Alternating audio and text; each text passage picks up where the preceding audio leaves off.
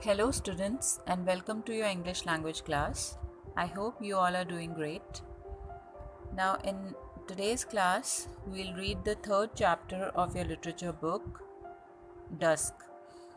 Now, Dusk by Saki is an amusing short story which revolves around the incident that happens on dusk time or evening time. So, the author has given the title Dusk to it. First of all, let us know about the main characters of the story. You have Norman Godsby, an old man, and a young man. These are the main characters of the story, and the theme of the story is that appearance can be deceptive. Things are not always what they seem to be. The story is about an old man, Norman Godsby. He spends his evening time or the time of dusk in the park. He imagines and likes to judge people. The main theme, you can say, is the significance of time dusk and the events that takes place during that time. So the author has given this title Dusk to this story. Now let us read the story and find out how Norman Godsby judges people and how far is his judgment goes right or wrong. Now students, let us start reading the story. Norman Godsby sat on a bench in the park. With his back to the fence, he faced a street. Now, Norman Godsby, or the central character of the story, was sitting on a bench in the park. With his back to the fence, he faced a street, and his face was towards the street. It was early March and about 6:30 in the evening. Dusk had fallen. That means it was evening time. The only light came from the moon and some distant street lamps. So it was kind of dark. There were very few people on the road or the footpath. Some men walked in the park while others sat on the benches. So, this is the common scenario in a park. Norman Godsby liked this time of the day. There were people like him moving about, people whose dreams and hopes had died. Now, he's an old man, so all his dreams, all his hopes had faded away or died out. And he was kind of finding solace in this place because he can see people like him moving around there. Men who did not want to meet others and did not want anyone to see or recognize them. Now he wants to live a solitary life. He did not want to mix up with other people. So he's just quietly sitting on the bench, and that's what he do every day to while away his time in the evenings. Godsby felt like one of them, lost and defeated. Now God, maybe due to his old age, lost and defeated. He was kind of hopeless. He has become hopeless. An old gentleman sat on the bench next to him. Now, where he was sitting, an old gentleman was also sitting next to him there. His clothes weren't too shabby. They were not that very old or worn out. So he didn't seem to have too much money either. The old gentleman who was sitting next to Norman Godsby was neither too rich nor too poor from his appearance. From the clothes he was wearing, you can make out that he was not too rich, not too poor.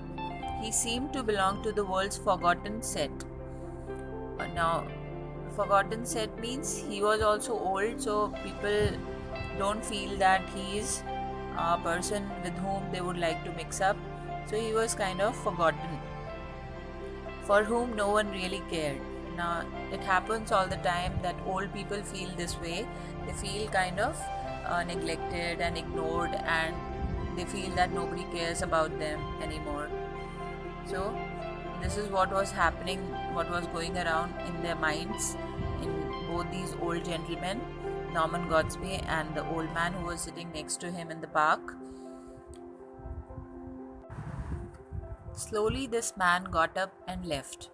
Now, the old man got up and left. Very soon, a young man came and sat down on the bench where this old man was sitting. A young man came and sat there. He wore good clothes but seemed quite upset. Now, this young man was wearing good clothes, but he was quite upset, and he was very upset. He cursed as he sat down, and he was saying all bad words. Obviously, he was angry and upset about something, so he was cursing and saying all bad words. Godspeed said, "You don't seem to be in a very good temper." Now, obviously, Godspeed became curious looking at this young man. So he said that you don't seem to be in a very good temper. What had happened with you? You wouldn't be happy if you were in my shoes. In my shoes means in my situation. कि तुम अगर मेरी जगह होते तो तुम भी खुश नहीं होते. What happened? Asked Godsby. I came to London this afternoon. I had planned to stay at the Patagonian Hotel in Berkshire Square. Now that's a place in London. So he just came to London this afternoon and he was planning to stay in some particular hotel in Berkshire Square. But when I got there, I realized that it had been pulled down a few weeks ago. और जब मैं यहाँ पे आया तो मुझे पता चला कि कुछ दिन पहले ही उसको बंद किया गया है और उसकी जगह पे अब क्या बन गया है वहाँ पे there is a cinema hall there now that hotel is not there any more and instead of that hotel there is a cinema hall there. The taxi driver took me to another hotel a little distance from that place. From there, I sent a letter home giving them the address and then went to buy a cake of soap. I can't use hotel soap, you see, and I had forgotten to bring mine. Now, अब वो कह रहा है कि मैं उस hotel से बाहर निकला to buy a cake of soap because I don't use hotel soaps, but because I had forgotten to bring mine. I roamed around a bit, had a drink at a bar, and took a look at the shops when I thought of returning to the hotel. I realized I had forgotten its name and I didn't even know the name of its street. अब जब वो hotel से बाहर आया उसने shopping की, उसने बार में जाके ड्रिंक किया और उसने थोड़ा बहुत विंडो शॉपिंग भी की. लेकिन जब वो वापस जाने की उसने सोचा तो वो उस होटल का नाम तक भूल चुका था. इवन जो वहाँ जो स्ट्रीट थी उसका नाम भी वो भूल गया था. Just imagine my condition. I don't have any relatives or friends in London. I could send a telegram to my family, but they will get the letter I sent from the hotel only tomorrow. I came out with a shilling. अब shilling वहाँ का एक coin होता है London में जो चलती है करेंसी वो होती है. But I bought soap and had a drink. मेरे पास सिर्फ एक शिलिंग था जब मैं बाहर आया होटल से और उसमें से भी मैंने एक सोप बाय कर लिया है, एक ड्रिंक भी ली है. And I am left with just 2 pence in my pocket and nowhere to stay at night. और अब मेरे पास सिर्फ 2 pence बचे हैं और I don't have any place where I can sleep in the night and I have nowhere to go right now. He kept quiet for a while and then said, "You must be thinking that I have made up a nice story." His voice showed that he was upset. Now the young man was saying that कि आपको ये लग रहा होगा कि मैंने बहुत ही अच्छी सी स्टोरी आपको बना के सुनाई है, लेकिन उसकी आवाज़ में अभी भी बहुत ज़्यादा एक दुख दिखाई दे रहा था. I believe you, said Godsby, but where is the soap? That's the weak point in your story. अब गॉड्सबी ने कहा कि नहीं मुझे तुम्हारी स्टोरी पर विश्वास है लेकिन वो सोप कहाँ है और ये तुम्हारी स्टोरी का एक वीक पॉइंट होगा अगर तुम्हारे पास वो सोप नहीं मिला तो. The young man sat up, searched in his pockets, got up and finally said, "I must have lost it." कि शायद वो मुझसे खो गया. If you lose a hotel and a cake of soap in one afternoon it shows deliberate carelessness. और अब जो Norman Godsby है वो कहते हैं कि तुमने होटल भी खो दिया और एक केक ऑफ सोप भी खो दिया एक ही आफ्टरनून में, देन इट शोज़ कि तुमने जानबूझ के किया है. जो तुम्हारी केयरलेसनेस है दैट वाज डेलिबरेट, या तुमने इट वाज प्लान्ड और intended. But even before Godsby had finish speaking the young man had hurried away. लेकिन गॉड्सबी अपना सेंटेंस कंप्लीट कर पाते उससे पहले ही जो यंग मैन था वो वहाँ से जल्दी जल्दी चला गया. It's a pity, thought Godsby. His going out to get a cake of soap was the only convincing part of the story, and yet that detail itself caused him trouble. अब Godsby मन में सोच रहे होते हैं कि देखो उसने मुझे कितना कन्विंस कर लिया था अपनी स्टोरी से, और शायद मैं उसकी बात पे विश्वास भी कर लेता कि हो सकता है वो केक ऑफ सोप लेने के लिए, वो सोप खरीदने के लिए होटल से निकला हो और वो अपना रास्ता भूल गया हो, लेकिन जो चीज़ मुझे कन्विंस कर रही थी वो ही मिसिंग थी, और जिसकी वजह से उस यंग मैन को प्रॉब्लम हो गई।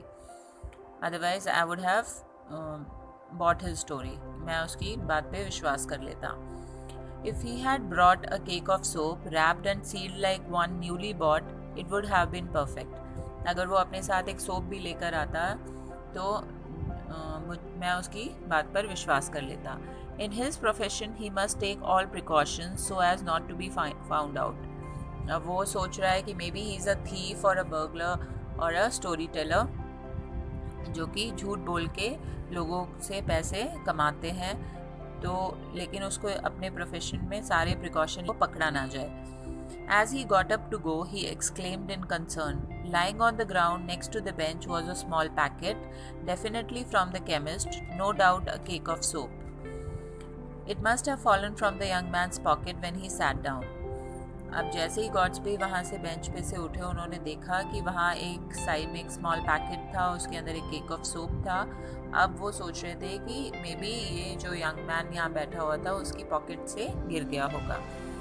Soon Godsby was hurrying down the path looking for the chap in the overcoat. अब गॉड्सबी को रियलाइज हुआ कि नहीं, may be that young man was not lying and he was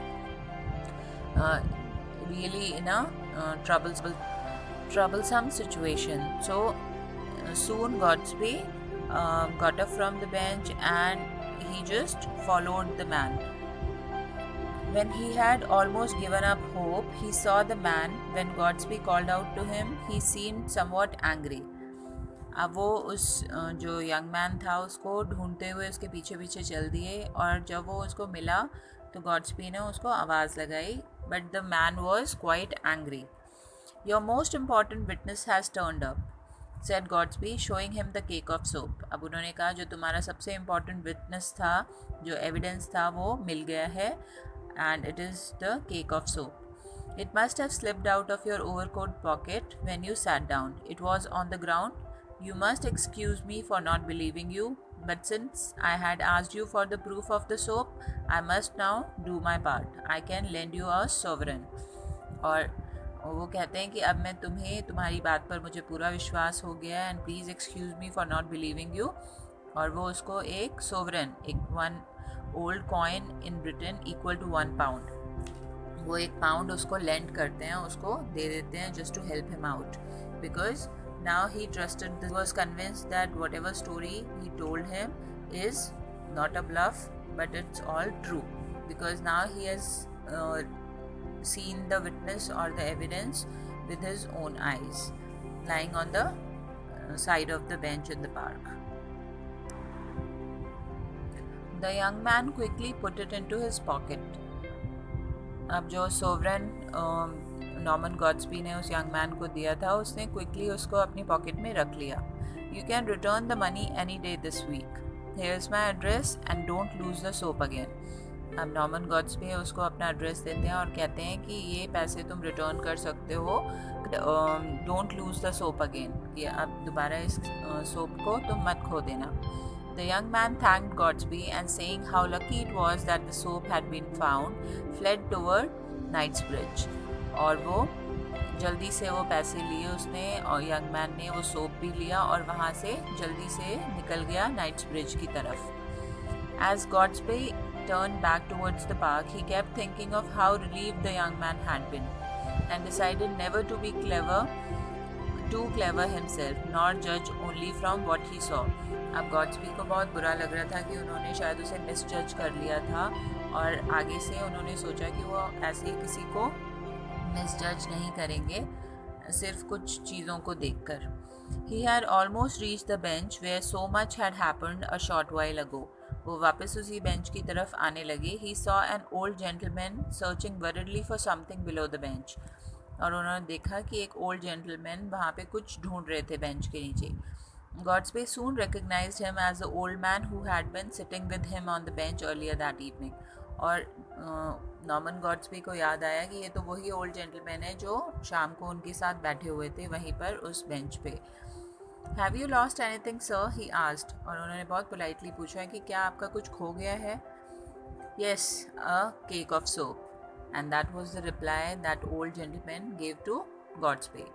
Now you see, this is the twist in the plot, that this cake of soap was of this old gentleman and not of that young man.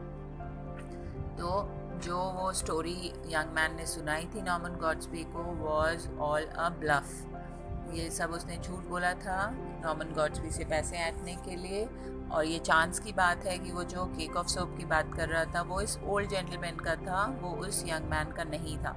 But ये Norman Godsby को मिल गया था उस time पे, तो he thought maybe that this young man was telling a true story and not a bluff to him.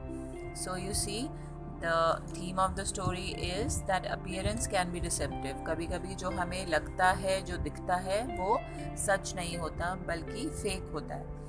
तो हमें जब तक किसी भी चीज़ के बारे में पूरी तरह से नॉलेज ना हो, पता ना हो, हमें जजमेंटल नहीं होना चाहिए। वी शुड नॉट जज ओनली बाय द लुक्स और only by the superficial things. हमें उस बात की गहराई तक जाना चाहिए। हमें जब तक पूरे उस चीज़ के बारे में ना पता हो, हमें किसी को जज नहीं करना चाहिए। किसी पर्सन को, किसी थिंग को हमें ऐसे जज नहीं करना चाहिए। That's what we got to learn in this story. Now here's your homework. You have to write the theme of the story, write about the author, and you have to write the character sketch of all the characters, all the main characters of the story, and you also have to write the question answers in your fair notebook, and you have to submit your homework in the group. I hope you have understood and enjoyed the story very much, and thank you for watching this video, all of you.